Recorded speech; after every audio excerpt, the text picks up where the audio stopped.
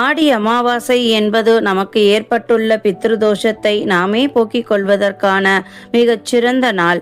அமாவாசை தினத்தில் நாம் வைக்கும் உணவை காகத்தின் வடிவில் வந்து நம் முன்னோர்கள் சாப்பிட்டுச் செல்வதாக ஐதீகம். சனி பகவானுக்குரிய வாகனமான காகத்தின் வடிவிலேயே அமாவாசை தினத்தில் நம் முன்னோர்கள் நாம் படைக்கும் உணவுகளை வந்து சாப்பிட்டு விட்டு செல்வதாக கூறுவார்கள். மேலும் பூலோகத்தில் நாம் கொடுக்கும் திதி தர்ப்பணம் போன்ற சிரார்த்த காரியங்களை பித்ருலோகத்தில் இருக்கும் நம்முடைய முன்னோர்களிடம் கொண்டு போய் சேர்ப்பதும் காகமே என்று சொல்லப்படுகின்றது. குப்பையில் கிடக்கும் பொருட்களையும் இறந்த எலி போன்றவற்றையும் சாப்பிடும் காகம்தான் நாம் இலை போட்டு வைக்கும் உணவுகளையும் சாப்பிடுகிறது. எனவே காகத்திற்கு சோறு வைத்தால் கர்ம வினைகளால் நாம் எவ்வளவு கீழான நிலையில் இருந்தாலும் அந்த நிலையிலிருந்து நம்மை தூக்கிவிட்டு வாழ்க்கையில் ஏற்றத்தை கொடுக்குமாம்.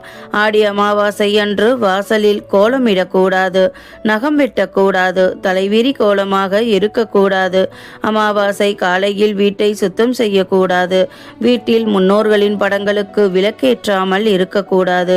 பூஜை அறையில் விளக்கேற்றினாலும் தனியாக முன்னோர்கள் படத்திற்கு முன் நல்லெண்ணெய் ஊற்றி அகல் விளக்காவது ஏற்ற வேண்டும்.